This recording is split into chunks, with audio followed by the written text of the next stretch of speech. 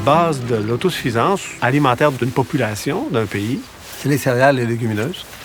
Avec 80 d'eau dans les légumes, on n'a pas le même apport calorique et protéique que, par exemple, avec les céréales. Il n'y a rien qui bat la production alimentaire de céréales et de légumineuses sur un hectare en termes de productivité. Parce que là, c'est sec. Et en plus, ça a la capacité de se conserver plusieurs années. Pour les aléas, d'année en année, les aléas climatiques ou de l'agriculture, c'est extrêmement important.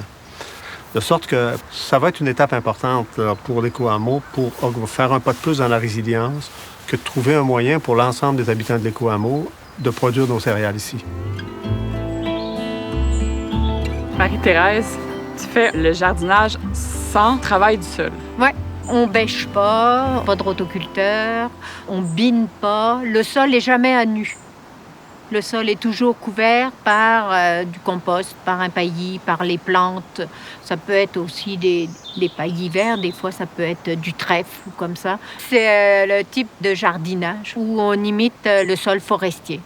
En forêt, par exemple, il n'y a personne qui va mettre du compost ou de l'engrais ou quoi que ce soit, mais les arbres, ils poussent quand même.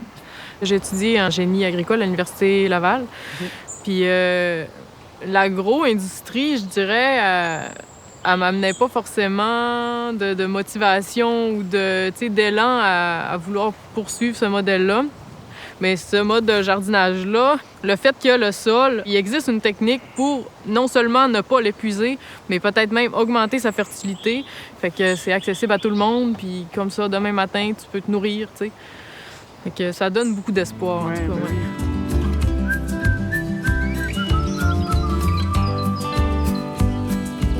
Il y a plusieurs sortes de tomates. Ça, c'est la tomate Madagascar. Il y en a presque toute la rangée. C'est une tomate de conservation. Donc, c'est des tomates qui se conservent très longtemps. C'est des tomates d'hiver. Donc, on les conserve vraiment pendant plusieurs mois. Donc, ils n'ont pas tendance à pourrir, ont tendance à sécher. Donc, il faut enlever toutes les tomates qui sont mûres. On va les trier. Celles qui sont belles, on va les conserver encore quelques jours, en fait. Puis les autres, on va les transformer tout de suite. On va les mettre en sauce, puis comme si on faisait des canages, en fait.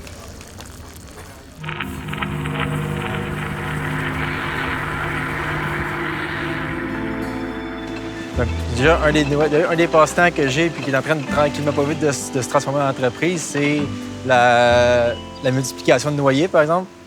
Que je suis arrivé vers 17-18 ans, là, c'est la crise existentielle qui a commencé.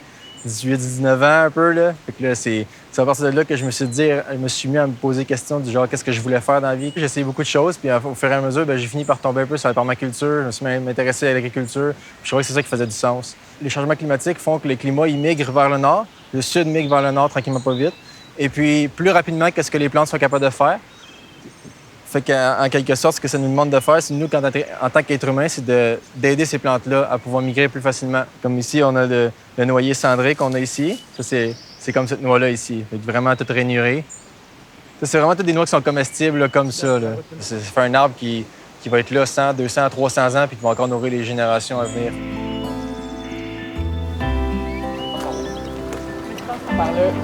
Vous êtes ici dans la forêt nourricière du projet Hectare Urbain. En gros, c'est un projet qui est à la base de l'agriculture urbaine sur le campus de HEC Montréal, axé aussi sur la permaculture. C'est un jardin qui est esthétiquement, il est beau, mais en même temps, quasiment tout se mange ici. Donc il y a comme... Tout ça, c'est des arbres fruitiers qu'on a plantés il y a comme 5 ans maintenant. Ça, c'est des framboises. En bas, il y a des fraises. Là, il y a plein de poires et de pommes. Il y a le miel des abeilles.